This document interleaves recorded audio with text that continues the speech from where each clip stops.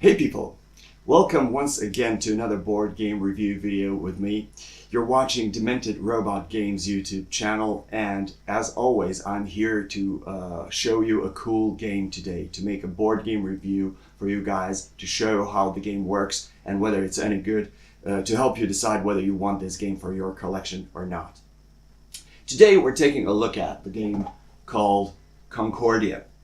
This is a strategic game, a Euro game for 2 to 5 players, released by Payday Verlag, designed by Mr. Mac Gertz. I hope I'm pronouncing his name correctly.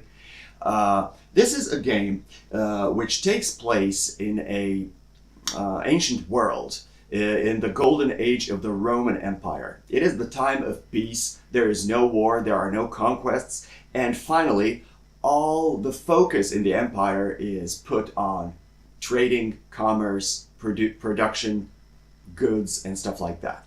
So you're going to portray a character of a merchant who's traveling all across the empire and buying goods, selling goods, earning money, spending money, building these trading outposts in which you can produce goods. You can do a lot of stuff. Over the course of the game, you will be trying to be richer, to have more money, more goods, to spread more across the empire than other players. You will do all that for points. All of that will be measured with points. Whoever has most points at the end of the game, you've guessed it, will be the winner.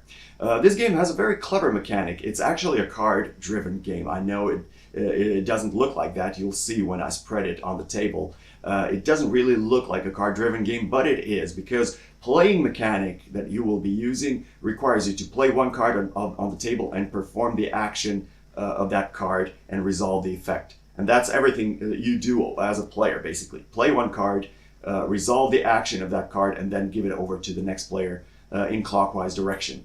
It has a very clever mechanic. Now, I have to admit, when I first saw this game, it was kind of, I don't know, I thought it was kind of underwhelming, really. Mostly because of its visual appearance. Because let's take a look at this box. Not the most beautiful box out there. I'm trying not to use harsh words here. This is not the most beautiful box out there. Also, components themselves, when you open the box, don't really suggest that this is going to be a good game, right? So I was kind of suspicious about a slightly outdated visual appearance of this game, okay? To put it mildly. But I saw some potential there, so I decided to give it a chance, and I played it more than a couple of times, and now I'm ready to make a review for you guys. So in the next section, I'm going to show you how the game is set up, how it works, which mechanisms it uses, and then finally I'm going to tell you if I think it's worth it, okay? So let's set it up and see how it works.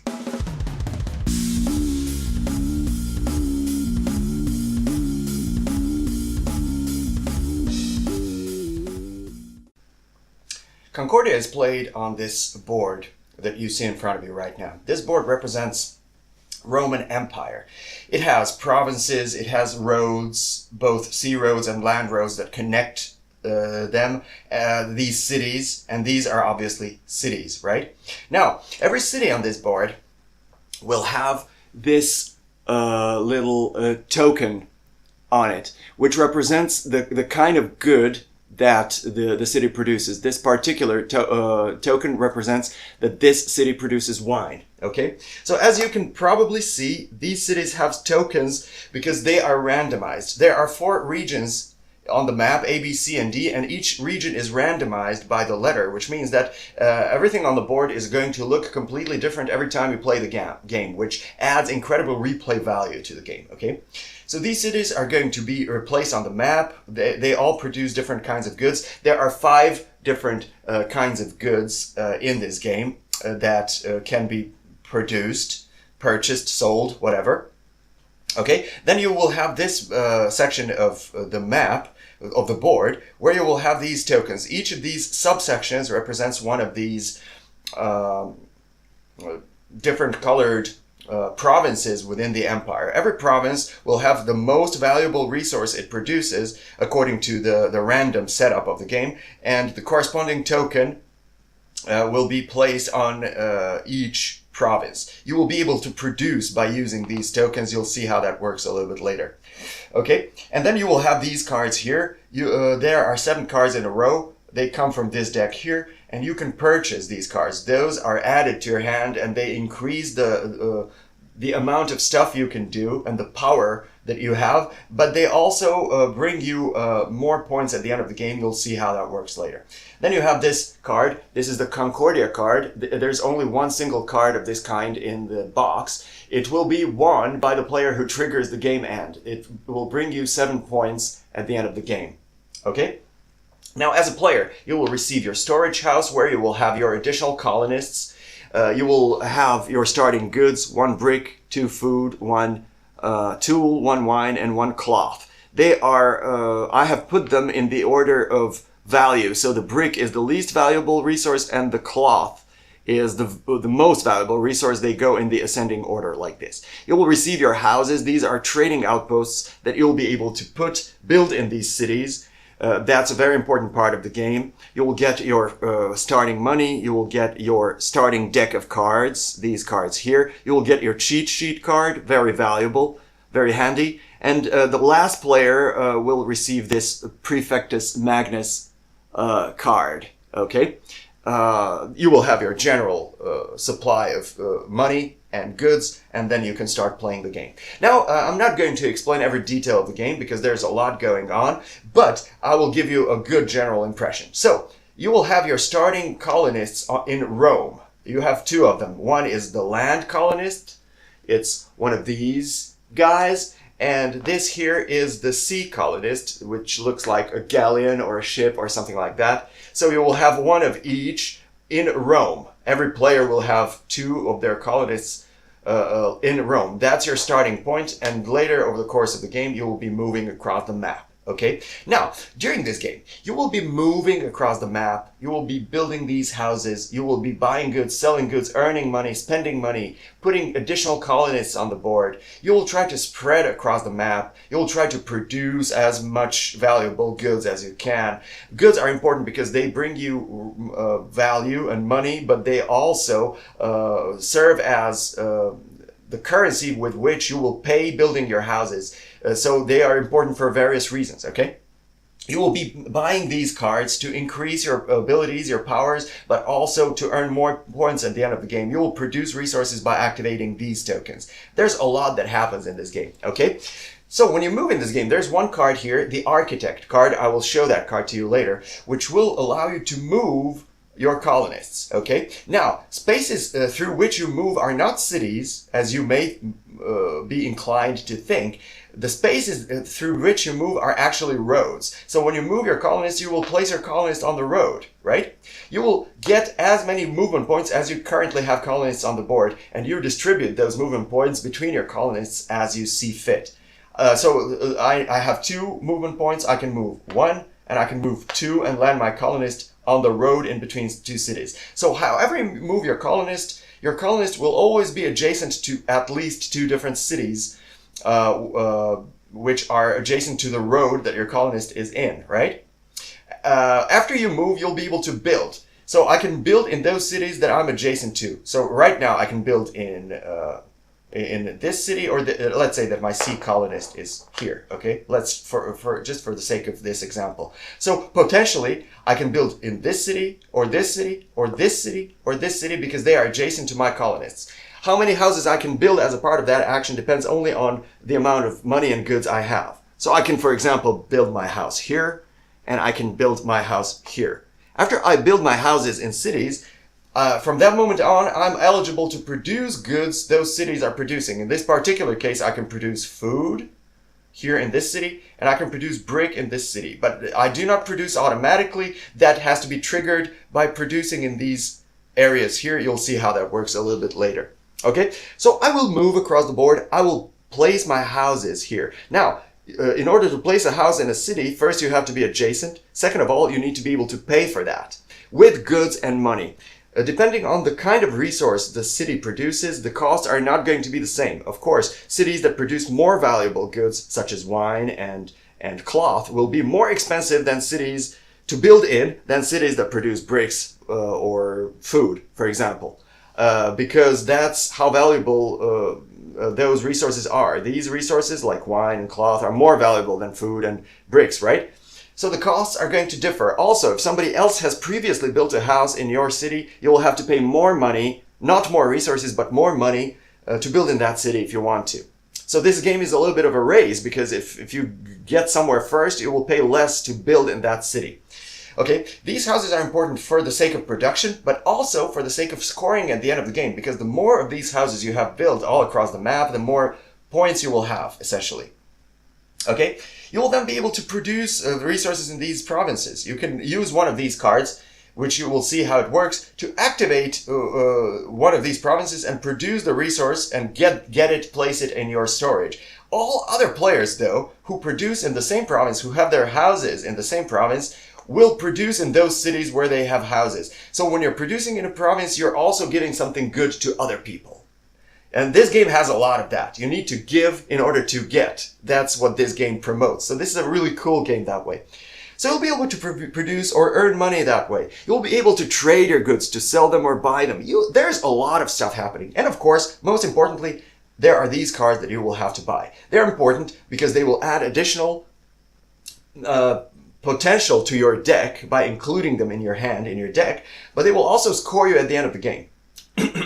Now, this game will score you for many different things, basically, but I will get that in a minute. So, the main mechanical aspect of playing a game is very simple, essentially. Okay, all you get to do during your turn is play one card from your hand, place it on the table, resolve its effect, and when you have done that, it's literally done. The other player to your left gets to play. So all you have to do is play one single card, resolve the effect. Now mechanically, it sounds very simple, right? You play one card, resolve the effect. What's that all about? But believe me, for all of its mechanic simplicity, this game is tactically and strategically very, very deep. Because how you play these cards, in which order, at what particular moment, is very, very important. How you chain your actions to set yourself up for something really cool is very important. So playing these cards is not easy at all. Mechanically it may be, but really it isn't. Now you have a number of cards in this deck. I'm just going to run you through these cards very quickly, okay? The Architect allows you to move your colonists and then build and pay for the cost, of course. The Prefect will allow you to turn over one tile on one of the provinces and produce that resource for yourself. All other players who have houses in that province will produce goods that those cities where they have houses produce. So they get something as well. There are two Prefect cards in your deck. There's the Mercator card.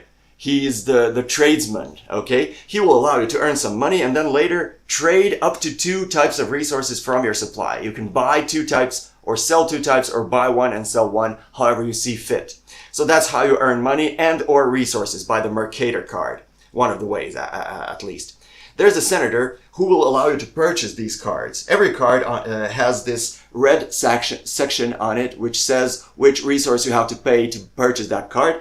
Plus, you will have to pay whatever is written on the board underneath the card. That's how these things work. So, the Senator card will purchase you up to 2 of these cards if you can pay for them. Of course, you will then take those cards into your hand. The rest of the cards will slide like this, and the remaining cards will be replenished from the deck like this. That's how this thing works. And then we have the Diplomat. That's a very cool card because here it is, because it duplicates whatever the other players have played last. So you will pick the last card one of the players has played, and you will duplicate that power by using this Diplomat.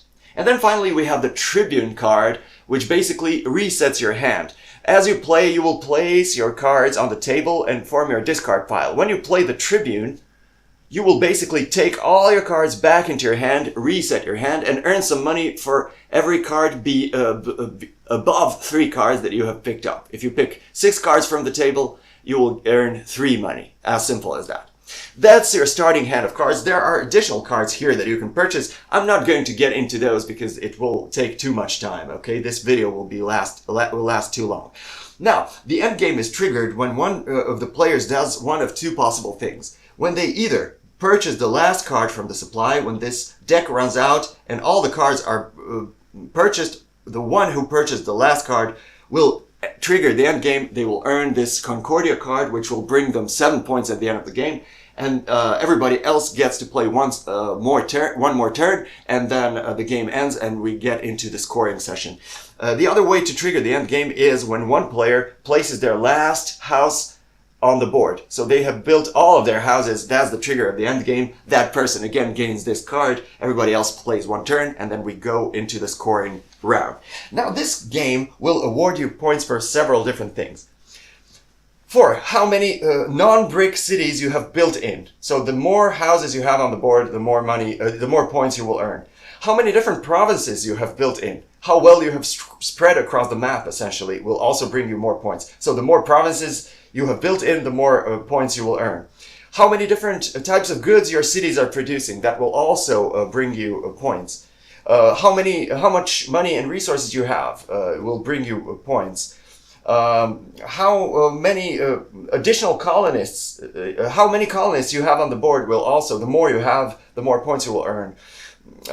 So there's those several criteria according to which you will score in this game, which is where purchasing these cards really comes into play, because each of these cards is governed by a god. You will see this is a Minerva card, as it says at the bottom of the card.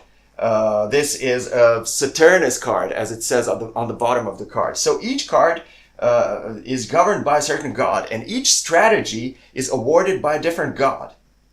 Why is that important? When you earn a certain amount of points by using a certain strategy, that number will be multiplied by the amount of cards belonging to that god that you have. So if you earn 8 points for the Saturnus strategy, the more of the Saturnus cards you have, the more points you will have, because that number of points is going to be multiplied by the amount of Saturnus cards that you have. Okay?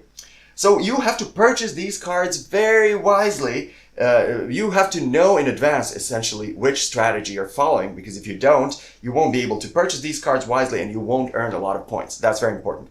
However, when you calculate points, you will move this token little by little. When you calculate points for all criteria, your final position of your token will determine your final score. You have guessed it, whoever has most points will be the winner of the game. So that's the general overview of this game. Obviously, I haven't explained every single detail about it, but you have a pretty good idea about how it works. Now, in the next section, I will tell you something about what I think about the game, my final impressions about this game. So let's do that right now.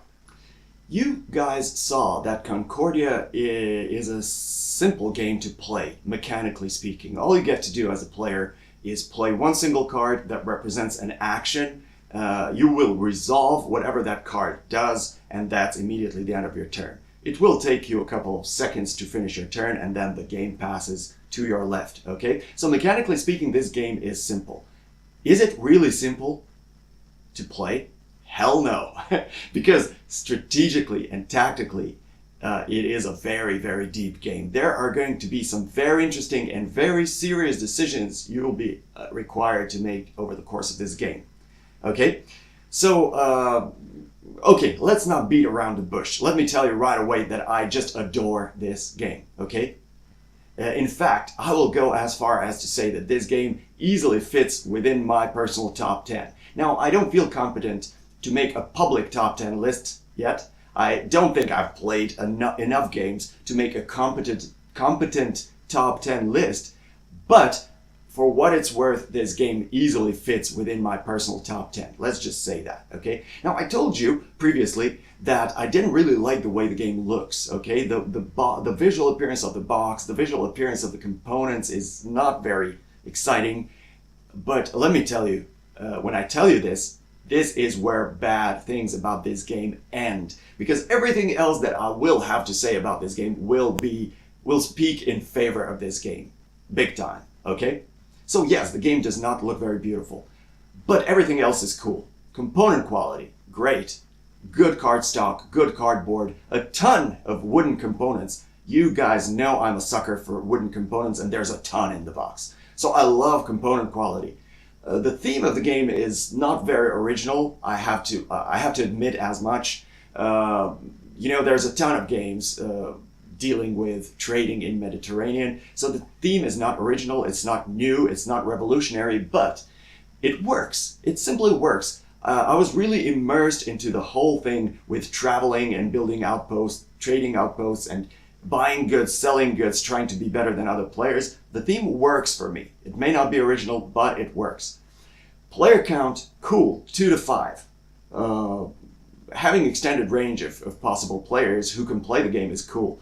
A lot of these games don't go as high as 5 players. This one does. That's cool. But let me tell you, a 2-player game is perfectly functional as well. Usually this kind of game, these games don't work with 2 players very well. They usually benefit from playing with at least 3 or 4.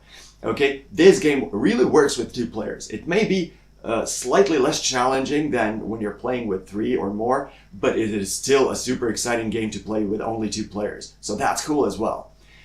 Duration is 90 minutes with 5 players, which is also super cool. That means that when you're playing with 5, it lasts less than 20 minutes per player. That's very, very good. So it means that this is a very, very quick game, you know. It will only take you a couple of seconds to play your turn, and then the game goes on. And you're engaged even when you're not playing, because when other people produce in provinces, for example, there is a chance that you will produce goods in that particular province if you have your houses there. So you are really motivated to pay attention to what other guys are playing, because you may get something when they play as well, which is super cool as well, because this game does not only take away, it gives as well. It gives you stuff even when you're not playing. How cool is that, right?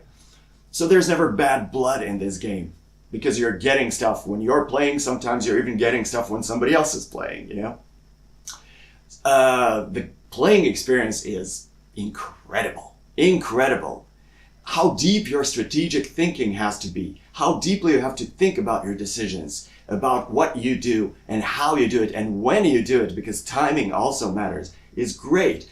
You really have to think long term in this game. If you don't form your plan early on during the game, and if you don't stick to it, there's very little chance that you will win this game. You won't stand a chance of winning, because there's scoring at the end of the game, and there are specific criteria according to which the game is scored. And if you're not thinking about these scoring criteria early on in the game, and if you don't think about them all the time, and if you don't adjust your strategy accordingly, you won't score a lot of points at the end of the game, and you stand zero chance of winning.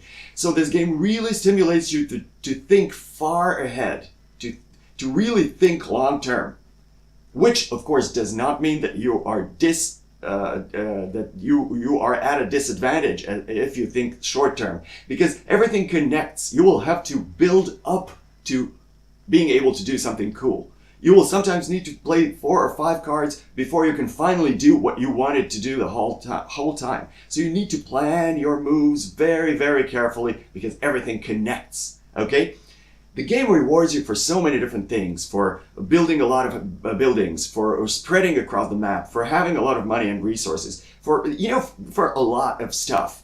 Okay, so you will be forced to think about several things at the same time. Beautiful, beautiful playing experience. I absolutely recommend this game. I could be speaking about good elements, good aspects of this game for hours, obviously, but I don't want this video to be too long, okay? It will be long as it is. Let me just tell you that this game has not 2 thumbs up, it has 3 thumbs up for me. 3 fingers up from me, because it's just that good, okay? One of my top 10 games currently, period, okay? So I will even go as far as to say that I can't imagine anybody not liking this game. Regardless of what your taste is, you're going to enjoy this game. So go ahead and check this game out. What are you waiting for? And also subscribe to this channel while you're at it. Now, click it. I don't care. Okay? So really, honestly, no kidding. Subscribe if you like what you are seeing, okay? Keep sharing, liking, spread the word around. It will mean a lot. And until the next time, when I'll be coming up with new exciting content for you boys and girls, I bid you farewell. Goodbye.